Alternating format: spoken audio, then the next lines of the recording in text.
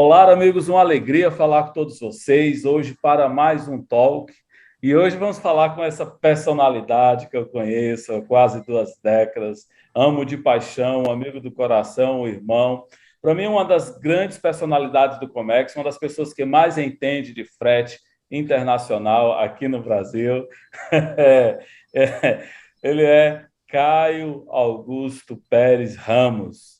E ele também é Augusto. Com você, Caio. Quem é Caio e como o Comex chegou na sua vida? Vai lá. Grande Augusto, um prazer enorme aí conversar contigo, poder participar aí desse bate-papo, né, desse talk. E, cara, para mim é uma satisfação enorme aí poder contribuir aí com todo esse projeto aí, esse trabalho. Cara, o Comex entrou na minha vida, acho que desde o início aí da minha vida adulta, né? É o que a gente sabe fazer desde o início, meados de 98, 97, 98. Fui trabalhar num agente de carga que no momento não existe mais, mas era um dos top 3 aí de mercado. Era um mercado novo, né? Naquela época, o Comex era uma coisa muito nova. O Brasil, até o Plano Real ali, era algo inatingível, né? Só as grandes empresas importavam, exportavam, e os brasileiros sabiam muito pouco do que era o comércio exterior, importação, exportação. Então, assim, era um mercado muito novo.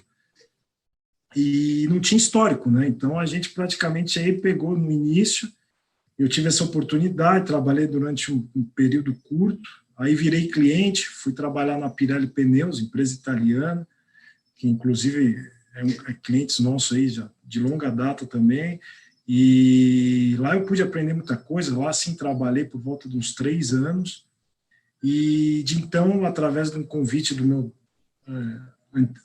atual sócio, e desde então sócio, né, vamos dizer assim, Simon, de abrir um agente de carga. No começo, tipo, meio uma maluquice, nós dois éramos muito novos, mas com muita vontade de empreender e montar um negócio aí da maneira que a gente imaginava e sempre acreditou que seria correto. Foram tempos difíceis, você pôde acompanhar de perto isso daí, essa trajetória toda desde o início, e cá estamos. Então, a Fox é uma empresa aí 100% brasileira, estamos completando o final desse ano agora, exatamente 3 de outubro, 19 anos, e temos uma maior satisfação aí de poder dizer que somos uma empresa sólida, tradicional, mesmo CNPJ, que é difícil aí atualmente no nosso segmento, e fazendo importação, exportação, marítimo, aéreo, carga, projeto, e é isso, né? E encarando aí cada vez mais os desafios aí que na nossa área aí são constantes. Excelente, Caio. Caio, falando em desafio, hoje na atualidade, nós estamos dia 31 de agosto de 2021. Como que está o desafio do frete? Hoje a gente vê os importadores reclamando muito de uma alta, de uma disparada, né, do frete, reclamando de falta de espaço, falta de equipamento. Qual que é o desafio do frete internacional hoje e para onde vai este frete na atual situação? Augusto, de fato, atualmente a gente vive aí uma situação totalmente atípica, né? Se a gente for pegar aí, como comentei anteriormente, estamos falando do mercado aí de pouco mais de 30 anos, desde meados de 94 para cá, nunca nós passamos uma situação a qual a gente está passando. Eu me recordo que o nível de frete mais caro que a gente havia pago, por exemplo, vamos pegar o lane aí mais conhecido, que é Fariste para o Brasil, né, China, a fábrica do mundo, os maiores níveis que já tinham se pago isso daí foram em torno aí de $5 mil um contêiner de 40 HC. Hoje nós estamos mais já do que o dobro disso, nós já estamos falando em 12, 13 mil, e você pegar aí mercado europeu, mercado norte-americano, que sempre foram lanes que pagam muito mais do que para o Latam aqui, já estão pagando quase $20 mil um frete, e com um grande agravante que, assim, a qualidade do serviço muito ruim, péssimo, e todo mundo limitado. Então, assim, a gente tem que ser muito criativo, o grande desafio é ter uma comunicação muito estreita com o cliente. Os clientes hoje que querem ajuda, precisam ter o sentimento de também querer ser ajudado, ou seja, tem que integrar muito mais com o prestador de serviço, dialogar, conversar, fazer programações, forecasts e na medida do possível, verificar o que era modal marítimo, se dá para ser modal aéreo, botar na ponta do lápis, fazer custo, para saber de que maneira poderia se agilizar ou não, e tanto para nós como o próprio cliente evitar de perder negócios ou ser penalizado em contratos em andamento, que esse que é o problema.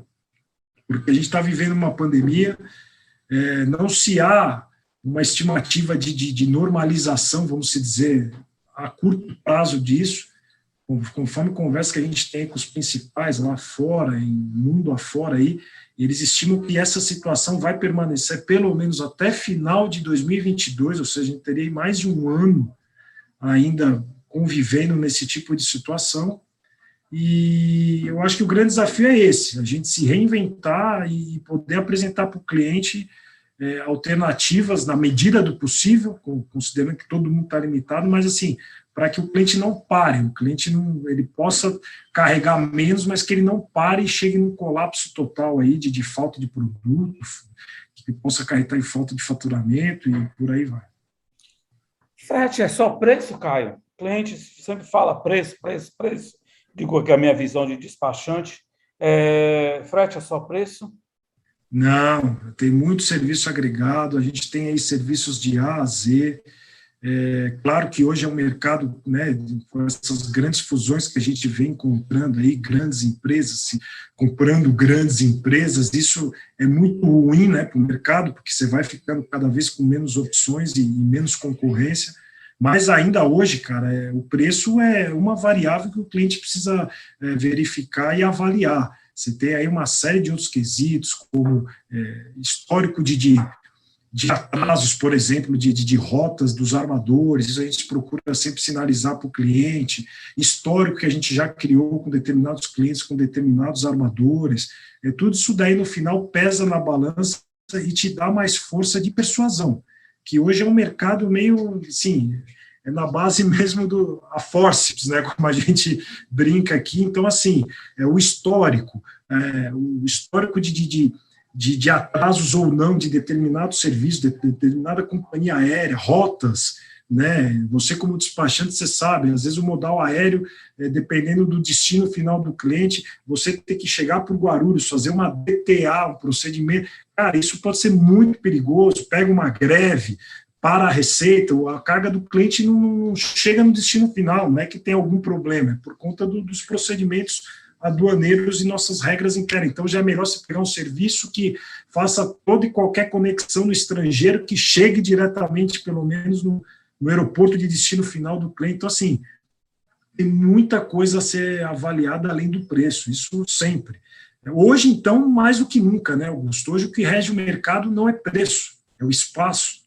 O cliente liga aqui para você carrega semana que vem? Você carregar, está aqui, os dados do exportador, estou te passando, mas carrega semana que vem. O preço nem se discute mais, que o cliente já tem ciência, que não é o momento de ter tarifário, a gente tem contratos aí, long terms, né, de longo período, que a gente diz.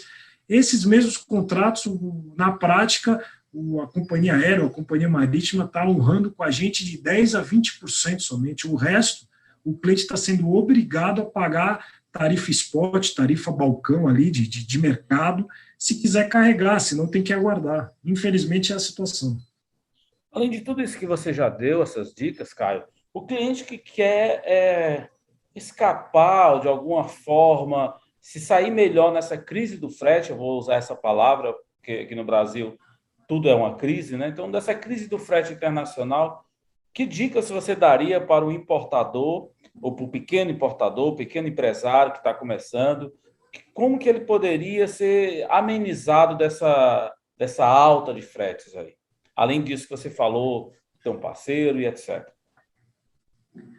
Assim, nós como prestador de serviço e conhecendo aí bastante a realidade de muitos clientes, principalmente aquele menor ou mediano, vamos dizer assim, cliente, ele tem que fazer uma administração casada. Então, primeiro tentar fazer uma programação dos seus embarques, independente do nível de frete, então, tipo, quanto que eu vou comprar, importar, o quanto que eu vou vender, e, paralelo a isso, na sua composição de preço, seja no custo de uma importação, ou no custo de uma exportação para ofertar o valor de venda para o cliente dele lá fora, ele casar isso daí. Então, ele né, ninguém hoje trabalha mais com estoque, é meio que just in time, então, assim, ele vende e fala para o cliente, olha, eu estou te entregando daqui 60 dias. Então, primeiramente, na importação, acho que ele tem que fazer essa administração casada, estimando o câmbio, que hoje a gente já está aí num dos maiores taxas de câmbio aí também histórico do nosso país. A gente acredita que, pelo menos com relação a câmbio, a coisa tende a dar uma estabilizada nesses níveis que a gente está, de R$ 5 e por aí. E agora, com relação ao produto em si, é que o problema hoje do importador, né, Augusto, também não é só o frete em si, é falta produto, falta produção. A gente percebe os clientes reclamando demais, eles botam o pedido hoje, quando eles vão botar mês que vem já está tudo diferente de novo. Então, assim, esse é outro desafio, o custo do produto em si para o importador, mas ele tem que fazer uma estimativa, fazer uma programação e puxar isso para o cliente dele aqui, tentar ser criativo na venda dele, colocar margens, olha, se a coisa diminuir, eu te dou um desconto, mas tentar atrelar o cliente dele, se subir, você me paga uma diferença pertinente aí, a comprovações de aumento no período, enfim. Eu acho que hoje em dia, tudo aquilo que era engessado, não funciona assim, eu tenho que assumir a responsabilidade, eu acho que a gente tem que começar a trazer o nosso cliente ou fornecedor e por que não compartilhar essa responsabilidade? Olha, está instável para todo mundo, vamos trazer. Se melhorar, no momento de nacionalização, o câmbio baixou, eu te dou um desconto, se subir, eu te cobro um FII a mais, tentar, sabe, compartilhar de fato isso daí para facilitar a programação e provisionamento de todas as empresas aí na escala, né, vamos dizer assim, do teu cliente, do cliente, enfim, para poder viabilizar um pouco. Claro, as empresas, né, que agora é ser engenheiro de obra pronta, mas quando a gente estava no ano passado, no auge da crise, aquele era o momento para as empresas visionárias terem trazido a rodo tanto produto que ficou estagnado de preço, todo mundo queria vender, ninguém queria comprar, como o frete não era $2.000.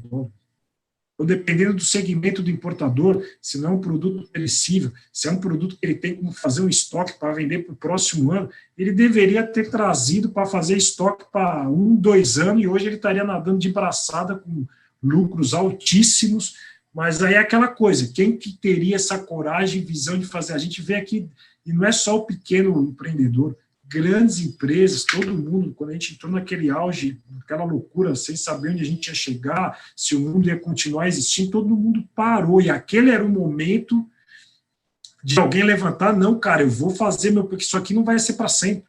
Lógico, as dificuldades existem, a doença está aí, não tenha dúvida, todas as precauções que a gente tem que tomar, mas o mundo, quem acreditou que o mundo de fato não ia parar e as coisas iam ser retomadas, hoje aí, com certeza, mesmo que limitado, ele poderia estar aí nadando aí de braçada com faturamento jamais visto, por conta que ele teria acertado o que a gente fala, né, o rabo da mosca, né, no momento certo e tal, mas enfim, daqui por diante é aquela coisa, quem que vai acreditar?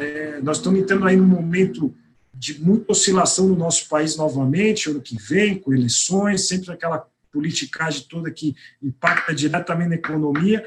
Então, acho que o importador, o exportador, ele tem que tentar pensar um pouco fora da casinha, não se deixar levar aí pelas indicações, tendências.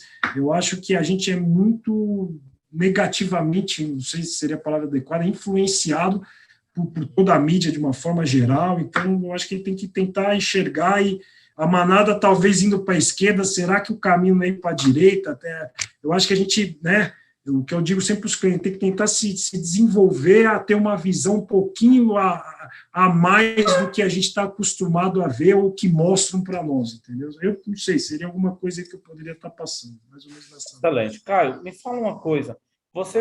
A Fox, que agora está presente nas 3 principais regiões da costa brasileira, né, Nordeste, Sudeste, e agora vocês estão chegando no Sul. Quais as características destes mercados? Qual que é a diferença, assim, do ponto de vista do comércio internacional? É mais fácil encontrar rota para o Sul do que para o Sudeste, para o Nordeste? O que você tem a falar? Qual que é a tua visão do Comex, já que vocês estão presentes nesse país continental que é o nosso? O que você pode dizer aí da sua visão global e o Brasil inserido aí nesse contexto?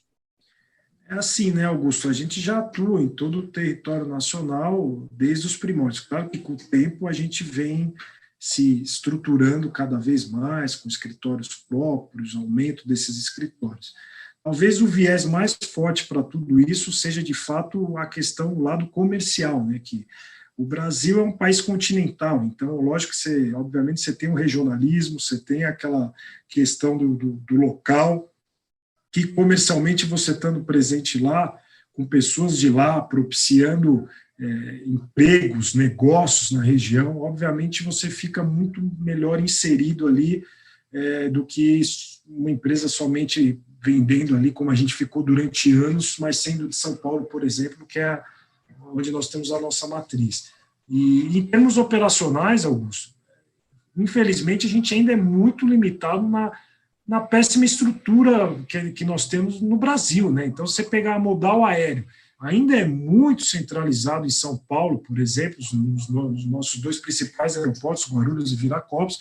Claro que nós temos outros aeroportos internacionais, mas se você for pegar aqui com rotas internacionais, tem uma rota semanal, ou seja, é muito pouco para um aeroporto internacional. Então, com diversas rotas e diário, de fato, a gente só tem hoje Guarulhos, Viracopos e talvez Curitiba, se tiver diário com a situação do Covid, muitas rotas aí foram espaçadas, né, a frequência de diário para 3 vezes por semana e por aí vai. Então, ainda fica muito centralizado. No modal marítimo, eu diria que pelo tamanho do Brasil é aquela coisa, também continua muito centralizado. Então, a gente sabe que em termos de preço de frete, os portos da região sul e sudeste não tem muita diferença, que seria São Paulo e Rio.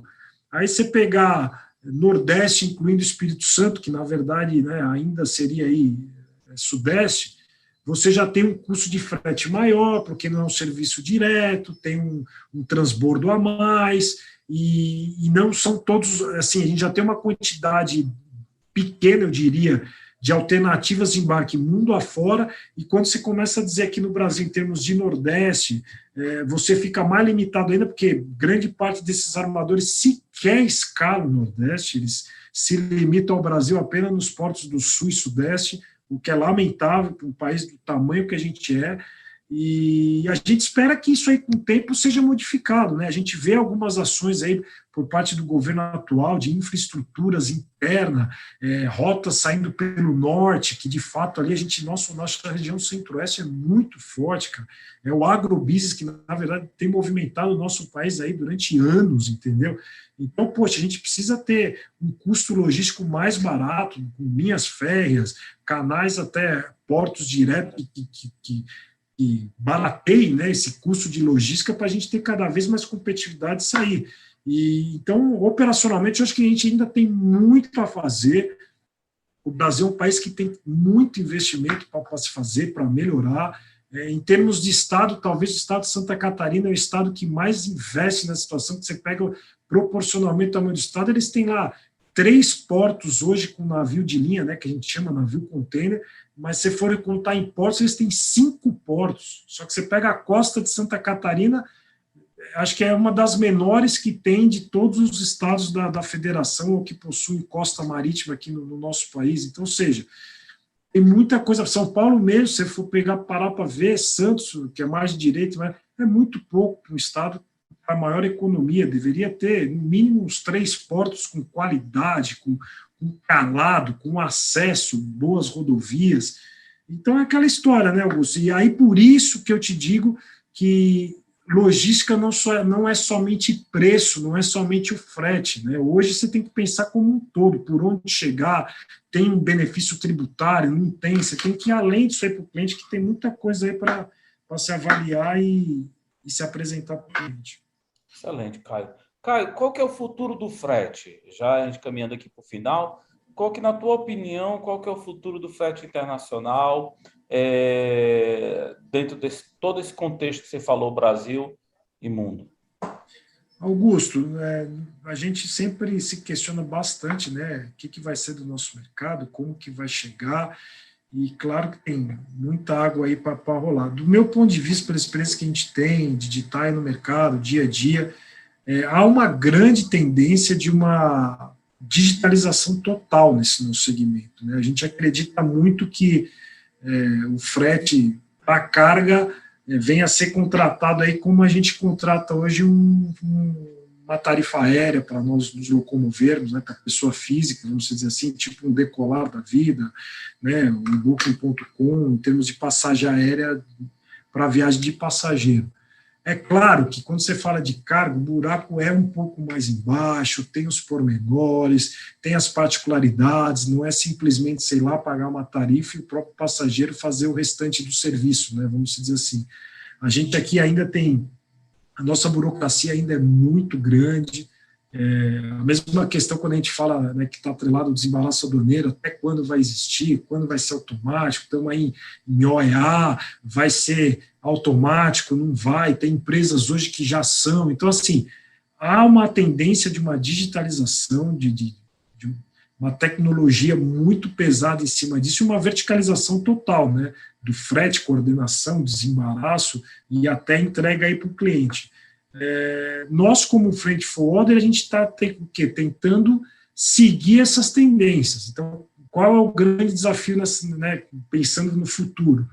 É a gente informatizar cada vez mais as nossas empresas através desse sistema para dar informação para o cliente cada vez mais automático, de preferência com a menor índice possível de inserção humana. Então, assim, o máximo que o sistema puder digitalizar documentos, avisos, automaticamente gerar informação para passar para o cliente, melhor fica, diminui a incidência de erros, de omissões, porque, claro, você vai diminuindo a participação humana, que é onde gera aí os erros, né, omissões, vamos dizer assim, porém com o grande desafio do quê? De não perder aquela coisa da personalização para o cliente, que isso é humano, né, esse que é o lance. Então, a gente acredita que a gente tem que melhorar cada vez mais a nossa tecnologia de informação, os nossos sistemas, mas sem perder aquela, né, personificação para o cliente, o contato humano, que afinal de contas tudo tem as pessoas por trás, né? Seja para melhorar o teu sistema, para fazer a manutenção do seu sistema e também no lançamento de informações. No nosso caso, principalmente como agente de carga, o desafio é enorme, Augusto, porque são interferências externas de tudo que é tipo. É escritório no mundo inteiro, empresas diferentes, sistemas diferentes para integrar. Diferentemente de uma grande empresa que, o nosso sistema é esse. Já é um desafio você implementar um sistema. Você imagine multicomercial. Então, assim, a gente tem que ser, de fato, muito criativo para desenvolver essa questão da TI em si e sem perder aquela coisa que é a nossa essência, né, que é o atendimento ao cliente, que é o suporte. A gente imagina que cada vez mais a gente investindo em sistemas, em automação, a gente consegue liberar tempo para os nossos colaboradores justamente dar esse diferencial de atendimento para os nossos clientes. Eu acho que esse que é o grande desafio e que a gente enxerga no nosso mercado, aí, pelo menos para os próximos 10, 20 anos. Excelente, Caio. Muito obrigado. Caminhando aqui para o final, qual que é a tua mensagem de otimismo ou a tua mensagem para o profissional que Comex, que muitas vezes tem enfrentado desafios diários, né, não só de agente de carga, mas, de uma forma geral, todos os profissionais, ou aquele pequeno empresário, deixa aí a tua mensagem final para as pessoas da nossa audiência. Augusto, você sabe que a gente é um brasileiro nato, né? E a gente não desiste nunca e acredita sempre. A gente pode estar aí nós já pudemos compartilhar aí momentos, vamos dizer, difíceis, mas nunca perdemos aí a esperança e o desejo de dar uma guinada na situação. Então, assim, a gente, poxa, sabe, a gente tem a oportunidade de conversar com muitos estrangeiros, de tudo que é nacionalidade. Eu acho que esse que é o grande lance do Comex, propiciar essas experiências. E se você for analisar bem, cara, o estrangeiro acredita mais no nosso país do que o próprio brasileiro. Porque aqui no Brasil a gente tem que fazer só tudo. A gente só tem que ter muito saneamento para fazer, tem muita estrutura para fazer, rodovias, ferrovias, e tudo isso é aquecimento para a economia, geração de emprego, ou seja, eu só enxergo, apesar de todo o momento aí que a gente está vivendo, de pandemia, que isso é uma coisa global, e muitos aí duvidarem, né, qual é o destino do mundo, onde vamos chegar, eu não acredito muito nisso. Eu acho que isso é uma pandemia, não foi a primeira, não será a última, e a gente tem que conviver com isso e fazer o melhor. Então, assim, eu acho que esse nosso interesse pela nossa política, pela nossa economia, cada vez mais tem ajudado muito no direcionamento do nosso país, claro, sem fanatismo, sem partidarismo, vamos dizer assim. A gente tem que pensar em melhorar, respeitando, obviamente, o raciocínio e ideia de todos, mas, assim, fazer o bem pelo país, entendeu? E isso começa da gente. Então, você quer um país não corrupto, não seja corrupto, nas suas pequenas coisas, vai melhorando, ninguém é perfeito, isso é um trabalho árduo a todos nós, eu me incluo nisso, mas a gente sempre tem que, no fim do dia, pensar, será que eu fiz aquilo que realmente eu desejo, né, de uma forma a médio e longo prazo? O profissional de Comex hoje, a gente vê aí, muitos se iniciando, cara, o mercado está aquecido, só que assim, faça diferente, se empenha, aprenda. Eu sei que essa geração YZ, não sei que número que a gente está aí atual, é tudo para ontem, querem crescimentos instantâneos, né? A vida hoje está muito coisa, mas assim, o tempo é o tempo, nada compra o tempo. E assim, se a pessoa tiver equilíbrio, ser focada, não tem problema de ter uma ascensão rápida, mas assim, se engaje, ou pelo menos conquiste o teu espaço para que seja enxergado. Aquilo que eu sempre falo, bons profissionais sempre vão ter espaço. Se não tiver na empresa que você está, com certeza o mercado vai enxergar isso e você vai ter seu espaço, mas faça o seu melhor, o que você fizer, faça da melhor forma possível. Então, assim, eu sempre acho que tem tudo de bom aí, a gente tem um cenário muito favorável. Muitos brasileiros não acreditam, acham que esse país não tem jeito, por conta de toda a história que a gente vive, mas se a gente for analisar friamente, a gente vem numa evolução contínua. Não estou dizendo que é um país já de primeiro mundo e que estamos com todos os problemas resolvidos, estamos longe disso.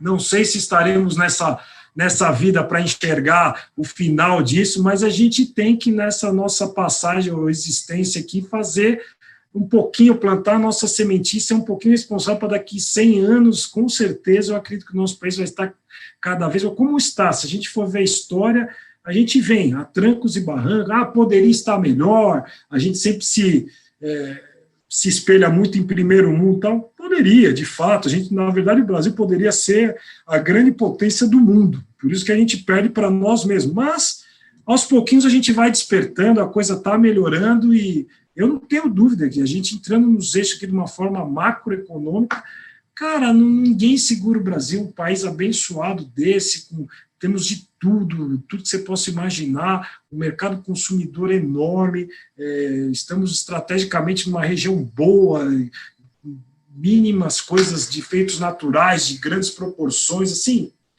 a gente só tem tudo, né? Todos nós somos abençoados por Deus, né? Dizem que Deus é brasileiro, talvez acho que daí que saiu o ditado, surgiu o ditado aí. Então, assim, eu só tenho boas vibrações aí para o que vem daqui para frente e é o que eu desejo para todo mundo. Excelente, Caio. Eu te agradeço o seu tempo, a nossa audiência agradece. E nós ficamos por aqui, você fique atento para o nosso próximo vídeo. Hoje nós falamos com esta figura maravilhosa, essa grande personalidade do Comex, que foi uma verdadeira aula.